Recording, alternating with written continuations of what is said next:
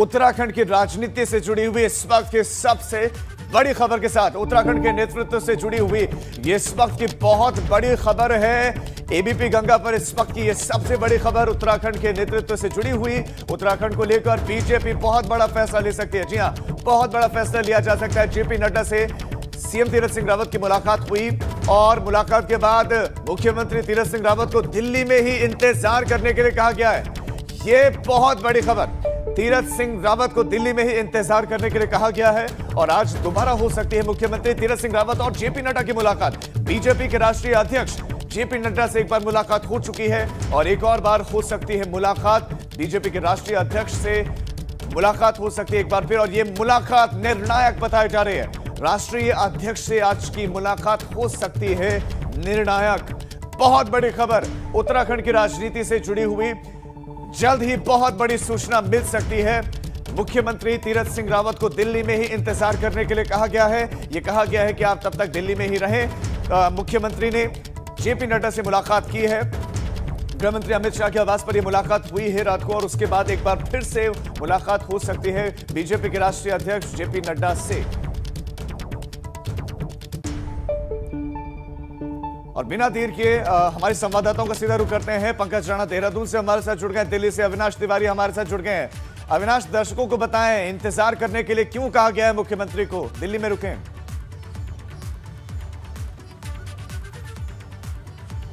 जी देखिए, अगर बात करें राजू तो कल मुख्यमंत्री लगभग 12 बजे से लेकर 1:30 बजे तक गृह मंत्री अमित शाह और पार्टी के राष्ट्रीय अध्यक्ष जेपी नड्डा के साथ मुलाकात की, जिसमें तमाम सारी संभावनाओं को लेकर चर्चा हुई कि उत्तराखंड की राजनीति में किस तरीके से आगे भारतीय जनता पार्टी को जाना है और आगे किस तरीके से संगठन और सरकार की भूमिका रहे। इसके साथ साथ जिस तरीके से एक संशय है उत्तराखंड के अंदर उपचुनाव को लेकर, तो उसको लेकर भी बातचीत हुई है बैठक में। लेकिन चूंकि जिस तरीके से चिंतन बैठक हुई उसकी भी रिपोर्ट भारतीय जनता पार्टी के राष्ट्रीय अध्यक्ष जेपी नड्डा को दी गई है, जो तमाम सारे अलग अलग एमएलए, मंत्रियों और इसके अलावा संगठन के लोगों से बातचीत करके वो रिपोर्ट तैयार की गई है, जिसमें संगठन महासचिव बीएल संतोष गए थे, राष्ट्रीय प्रभारी अगर बात करें दुष्यंत गौतम गए थे। तो उन दोनों ने मिलकर ये रिपोर्ट तैयार किया और उन दोनों ने मिलकर जब ये रिपोर्ट तैयार की तो पार्टी के राष्ट्रीय अध्यक्ष को सौंपी गई।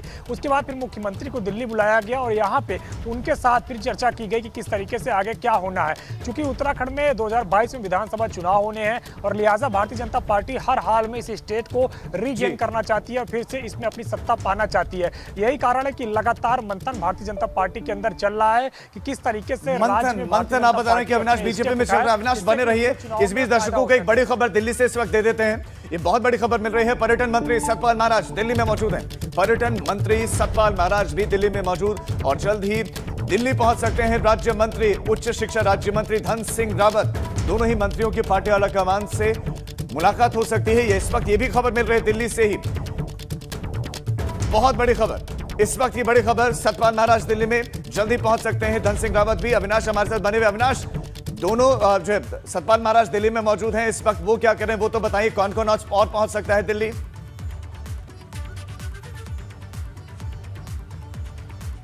देखिए, अगर बात करें राजू तो सतपाल महाराज का आवास दिल्ली में और यहीं पर आके मौजूद हैं। जो हमें जानकारी मिल रही है सूत्रों के अनुसार, वो भी केंद्रीय आला कमान से मुलाकात कर सकते हैं। उनके साथ भी चर्चा हो सकती है, तमाम सारे पहलुओं पर बातचीत हो सकती है। इसके अलावा जो एक जानकारी मिल रही है कि उच्च शिक्षा मंत्री और इसके साथ साथ वो प्रोटोकॉल मंत्री भी हैं धन सिंह रावत, उनके भी दिल्ली आने की चर्चा लगातार है। कहा जा रहा है कि शाम तक वो दिल्ली पहुंच सकते हैं और यहाँ पे उनकी भी मुलाकात केंद्रीय नेताओं से कुछ हो सकती है, कुछ बातचीत हो सकती है राज्य को लेकर। तो ये जानकारी अभी फिलहाल मिल रही है। लेकिन चूंकि अगर अभी बात करें तो धन सिंह रावत अभी देहरादून में ही मौजूद हैं और कुछ देर में उनके वहां से निकलने की संभावना जताई जा रही है। तो उनके मूवमेंट पे भी हमारी नजर है लगातार। लेकिन पर्यटन मंत्री जो सतपाल महाराज हैं वो यहीं पर मौजूद हैं, दिल्ली में वो मौजूद हैं। और यहाँ क्या और भी कैबिनेट के मिनिस्टर्स को बुलाया गया दिल्ली? क्या और उनको भी बुलाया गया है या सिर्फ प्रोटोकॉल मिनिस्टर धन सिंह रावत को बुलाया गया है और सतपाल महाराज तो दिल्ली में ही मौजूद हैं? अविनाश, देखिए राजीव, अगर बात करें तो अभी तक किसी को ऐसा बुलाया नहीं गया है कि जो जानकारी निकल के आ रही है वो ये है कि इनके दिल्ली आने की सूचना है। अब दिल्ली आकर ये किससे मुलाकात करते हैं, चूंकि जिस तरीके से उत्तराखंड के अंदर सियासी कहीं ना कहीं एक जो सियासी घमासान देखने को मिल रहा है, सियासी बॉन्डर देखने को मिल रहा है, उनके बीच में इन मंत्रियों का आना कई सारे संदेश देता है। तो हो सकता है कि कुछ मंत्री और भी बुलाए जाएं या कुछ मंत्री और भी आए, ऐसा हो सकता है। लेकिन फिलहाल अविनाश, बिल्कुल एक एक स्टेप और एक एक स्टेप से बहुत सारे संदेश निकल कर आ रहे हैं। जल्दी से रुक कर देते हैं पंकज राणा का। अविनाश, आपके पास पास लौट रहा हूं, क्योंकि देहरादून में क्या हलचल चल रही है, वहां की राजनीतिक गलियारों में किस तरह की चर्चा है, धन सिंह रावत क्या निकले हैं या नहीं निकले हैं। पंकज, इस वक्त की अपडेट आप दीजिए, क्या धन सिंह रावत निकले हैं और कौन कौन दिल्ली जा सकता है, किस तरह की बातें देहरादून में चल रहे हैं इस वक्त, जो दिल्ली में चल रहा है इस वक्त, उसको लेकर। राजीव, देखिए, दिल्ली में जो घटनाक्रम चल रहा है उसका पूरा असर उत्तराखंड की राजधानी देहरादून में देखा जा रहा है। राजधानी के पूरे उत्तराखंड में ही देखा जा रहा है। पल पल की जो अपडेट दिल्ली में हो रही है उस पर उत्तराखंड के तमाम राजनीतिक जो जुड़े हुए राजनीतिक लोग हैं वो लगातार उस पर नज़र बनाए रखे हैं और कोशिश कर रहे हैं कि उन्हें हर वक्त की जानकारी मिल सके। अचानक मुख्यमंत्री का दिल्ली जाना, उसके बाद राष्ट्रीय अध्यक्ष और अमित शाह से मुलाकात करना कई और इशारे कर रहा है। हालांकि इसमें अंतिम निर्णय केंद्रीय हाईकमान लेगा कि आखिर इसमें क्या होने वाला है, लेकिन कई तरह के सवाल और चर्चाएं उत्तराखंड की राजधानी में शुरू हो गई हैं। और फिर उसके बाद पर्यटन मंत्री पिछले 2 दिनों से दिल्ली में डटे हुए हैं और रामनगर के बाद सीधे दिल्ली चले गए थे, वो भी दिल्ली अपने आवास पर है। और अब इस तरह की खबरें आ रही हैं कि कुछ और मंत्री भी दिल्ली जा सकते हैं। धन सिंह रावत जो उच्च राज्य शिक्षा मंत्री हैं वो भी दिल्ली जा सकते हैं। अभी वो देहरादून में मौजूद हैं। संभवतः माना जा रहा है कि यहाँ से तकरीबन आधा पौन घंटे के बाद वो दिल्ली के लिए रवाना होंगे और कुछ और भी मंत्री दिल्ली जा सकते हैं। तो इस तरह के जो घटनाक्रम है दिल्ली में जो चीज़ें चल रही हैं उसका पूरा असर उत्तराखंड में देखा आप बता रहे हैं कि पूरा असर उसका उत्तराखंड में, पूरा देहरादून में देखने को मिल रहा है। एबीपी गंगा पर लगातार इससे जुड़ा हुआ एक अपडेट दर्शकों को मिलने वाला है। आप दोनों बने रहिए। एक बड़ी खबर इस वक्त देहरादून से मिल रही है, वो दर्शकों को देते हैं। मुख्यमंत्री के खिलाफ अजय कोठियाल चुनाव लड़ेंगे। उन्होंने कहा कि वो चुनाव लड़ेंगे मुख्यमंत्री के खिलाफ। आम आदमी पार्टी की तरफ से मुख्यमंत्री को चुनाव लड़ने का एक चैलेंज दिया गया है। ये चुनौती दी गई है कि आप चुनाव लड़िए, आप गंगोत्री विधानसभा से चुनाव लड़िए और वहां से आम आदमी पार्टी की तरफ से कर्नल अजय कोठियाल चुनाव लड़ेंगे। अजय कोठियाल सोशल मीडिया पर इन दिनों खासे चर्चा में है। वो जगह जगह लोगों से रूबरू हो रहे हैं, मुलाकात कर रहे हैं, लोगों के बीच में जा रहे हैं। सोशल मीडिया पर विशेष तौर पर एक कैंपेनिंग उनके पक्ष में दिखती है। आम आदमी पार्टी के बड़े लीडर के तौर पर वो उत्तराखंड में नजर आ रहे हैं और उन्होंने चैलेंज कर दिया है, चैलेंज किया है कि मैं गंगोत्री विधानसभा से चुनाव लड़ूंगा। मुख्यमंत्री को चुनौती दी गई है। पंकज राणा हमारे सहयोगी हमारे साथ बने हुए हैं। पंकज, अजय कोठियाल की चुनौती क्या है, बताएं। राजीव, देखिए, चुनाव गंगोत्री में होगा या नहीं ये चुनाव आयोग तय करेगा। कब तक उस पर अधिसूचना जारी होगी इसको लेकर अभी ये तय नहीं किया गया कि वहाँ चुनाव होना है ना होना है। लेकिन राजनीतिक दलों में सबसे पहले आम आदमी पार्टी ने ताल ठोक दी है। ये कांग्रेस और भाजपा से आगे निकलकर आम आदमी पार्टी चुनाव में आगे आई है। और जो कर्नल अजय कोठियाल हैं जो आम आदमी पार्टी के वरिष्ठ नेता हैं और कहीं ना कहीं वो सीएम के तौर पर भी आम आदमी पार्टी उन्हें प्रोजेक्ट करने की कोशिश कर रही है। तो ये कहा जा सकता है कि सीएम तीरथ सिंह रावत को उन्होंने चुनौती दी है और उन्होंने कहा है कि वो गंगोत्री विधानसभा से आकर चुनाव लड़े। आम आदमी पार्टी उनका इंतजार कर रही है। उनका साफ कहना है कि पिछले 4.5 सालों में जो कुशासन भाजपा सरकार की ओर हुआ है उस पर पूरी तरह से लगाम लगाने के लिए पहली जो ताल है वो गंगोत्री विधानसभा से आम आदमी पार्टी चुनौती दे रही है, लेकिन इन चुनौतियों से इतर एक हलचल जो दिल्ली में चल रही है उस पर एक बार फिर से चलते हैं। पंकज, आप बने रही है, अविनाश हमारे साथ बने हुए। और बड़ी खबर यह है कि दिल्ली में बड़ी बैठक हो सकती है जल्दी। मुख्यमंत्री तीरथ सिंह रावत को इंतजार करने के लिए कहा गया है। उनसे कहा गया है कि आप इंतजार करें और उनकी एक बार फिर से मुलाकात हो सकती है। बीजेपी के राष्ट्रीय अध्यक्ष जेपी नड्डा से उत्तराखंड में नेतृत्व को लेकर एक बहुत बड़ी खबर। बीजेपी बहुत बड़ा फैसला ले सकती है। फैसला क्या होगा ये हर किसी के जहन में अलग अलग बातें चल रही हैं। लेकिन अविनाश, ये जो लोगों के जहन में सवाल है कि क्या बड़ा होने वाला है, क्या क्या बातें चल रही हैं दिल्ली में कि क्या बड़ा हो सकता है, क्या बड़ा ये ऐलान हो सकता है, क्यों आखिर इंतजार करने के लिए कहा गया है मुख्यमंत्री को और दोबारा मिलना है जेपी नड्डा से क्यों? एक बार तो हो चुकी है मुलाकात, फिर दोबारा क्यों?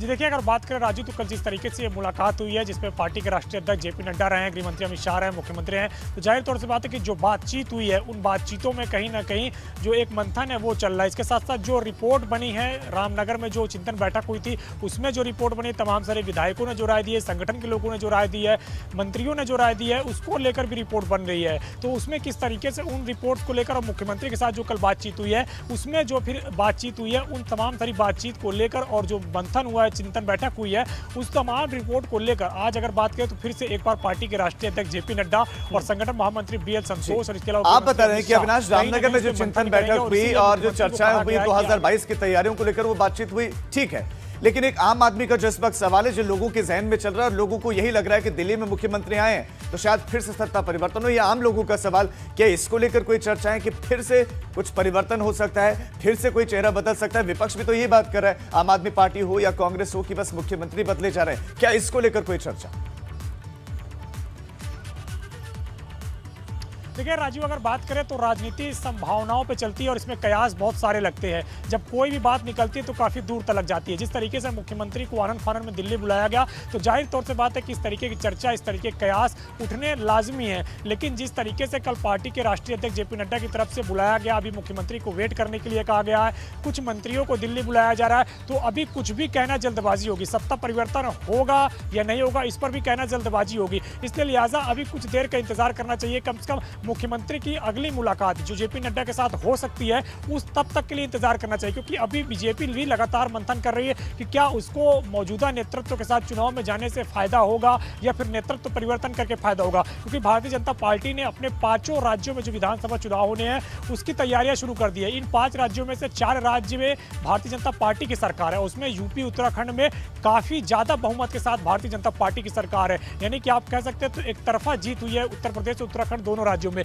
तो इन दोनों राज्यों में किस तरीके से आगे बढ़ना है, इसको लेकर लगातार भारतीय जनता पार्टी मंथन कर रही है। और खासतौर से उत्तराखंड में, क्योंकि उत्तराखंड में हमेशा से ये देखा गया है कि जो मुख्यमंत्री का चेहरा है उसको इस तरीके से स्थापित किया जाए कि जिससे कि जब जो विपक्षी दल है वो अगर पूछें कि इनका चेहरा कौन है तो ये बताया जा सके हमारा चेहरा ये है और उसके चेहरे पे कुछ वोट अर्जित किया जा सके। तो इसको लेकर भी लगातार मंथन चल रहा है। तो चूंकि मुख्यमंत्री तीरथ सिंह रावत 10 मार्च को ही शपथ लिए हैं, तो उनके नेतृत्व में क्या 2022 की विधानसभा में चुनाव में जाना फायदेमंद होगा भारतीय जनता पार्टी के लिए या नहीं, इस पर भी बहुत कुछ निर्भर है और बहुत कुछ मंथन चल रहा है। तो लिहाजा जब तक भारतीय जनता पार्टी के राष्ट्रीय अध्यक्ष के साथ दूसरी मुलाकात नहीं हो जाती है बीजेपी के मौजूदा मुख्यमंत्री की, तब तक कुछ भी कहना जल्दबाजी होगी। हाँ, कयास लग रहे हैं, राजनीति में बहुत ज्यादा कयास लगते हैं, बहुत ज्यादा संभावनाएं देखी जाती है, संशय भी देखे जाते हैं, बातचीत भी होती है। लेकिन फिलहाल ये कयास और ये अटकलें इसलिए और बढ़ रही है क्योंकि स्पष्टीकरण नहीं आ रहा है, सामने से ये नहीं बताया जा रहा कि क्या चल क्या रहा है। बिल्कुल अविनाश बने रहिए आप, पंकज आप हमारे साथ बने रहिए। एक के बाद एक बड़ी खबरें मिल रही हैं और दिल्ली से ही एक और बड़ी खबर इस वक्त आपको देते हैं। कांग्रेस से जुड़ी हुई बड़ी खबर,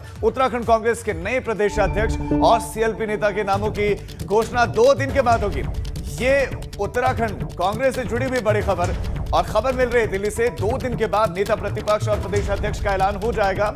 प्रदेश अध्यक्ष पद की लॉबिंग के लिए बड़े नेता दिल्ली में इस वक्त मौजूद हैं। सीएलपी नेता के नाम पर प्रीतम सिंह पर सहमति है, लेकिन प्रदेशाध्यक्ष कौन बनेगा, प्रदेशाध्यक्ष को लेकर यह मंथन जारी है। 2022 के लिए बड़ी चुनौती है। हमारे साथ हमारे संवाददाता लगातार बने हुए। अविनाश, 2 दिन के बाद क्या ऐलान हो जाएगा या अभी जो है किसी एक नाम पर पहुंच गए हैं इसलिए वक्त लिया जा रहा है, यह तय हो गया ऐलान 2 दिन के बाद होगा? देखिए, अगर बात करें राजीव, तो जो पार्टी के तमाम सारे नेता हैं उन्होंने अपने अपने नामों को लेकर अपनी अपनी जो लॉबिंग है उसको तेज कर दी है। प्रभारी देवेंद्र यादव ने सभी विधायकों से वर्तमान में उनसे बातचीत की है। कुछ जो प्रदेश के वरिष्ठ नेता हैं, जो पूर्व विधायक रहे हैं, पूर्व प्रदेश अध्यक्ष रहे हैं, उनसे भी बातचीत की है। इन तमाम सारी बातचीत के बाद 4 से 5 नाम पार्टी के जो राष्ट्रीय अध्यक्ष हैं सोनिया गांधी, उन तक पहुँचाया गया है। चूंकि अभी सोनिया गांधी ने बैठक नहीं बुलाई है, चूंकि जैसे ही बैठक बुलाई जाती है बताया जा रहा है कि अगले 2 दिनों के बाद सोनिया गांधी इस पर बैठक कर सकती हैं प्रभारी देवेंद्र यादव के साथ। इसके अलावा राहुल गांधी भी उस बैठक में मौजूद रह सकते हैं। इसके बाद ही जो आखिरी नाम है उस पर मुहर लगेगी। क्योंकि अगर बात करें तो हरीश रावत और प्रीतम सिंह, ये दोनों में कहीं ना कहीं एक जो घमासान है, एक जो गुटबाजी है वो देखने को मिल रही है। दोनों लोग लगातार अपने गुट के लोगों को प्रदेश अध्यक्ष बनाने में लगे हुए हैं। इसीलिए जो देवेंद्र यादव प्रभारी हैं वो भी ये चाह रहे हैं कि बीच का रास्ता निकाला जाए और किसी ऐसे आदमी को प्रदेश अध्यक्ष बनाया जाए जो कि दोनों गुट से कहीं ना कहीं तालमेल कर सके, कहीं ना कहीं उनके बीच में सामंजस्य रख सके और उनके बीच में तारतम्य बैठाते हुए आगे 2022 की तैयारी कर सके। इसीलिए थोड़ा वक्त लग रहा है, लेकिन बताया यह जा रहा है कि अगले 2 दिनों के अंदर ही उत्तराखंड के नए सीएलपी लीडर और इसके साथ साथ नए प्रदेश अध्यक्ष। बहुत बड़ी खबर आपने बताई है अविनाश के लिए। प्रीतम सिंह का नाम लगभग फाइनल है। आप बता रहे हैं कि प्रीतम सिंह का नाम सीएलपी लीडर के लिए बिल्कुल जो है फाइनल है। बहुत शुक्रिया आपके जानकारी के लिए पंकज, आपके बहुत शुक्रिया जानकारी के लिए।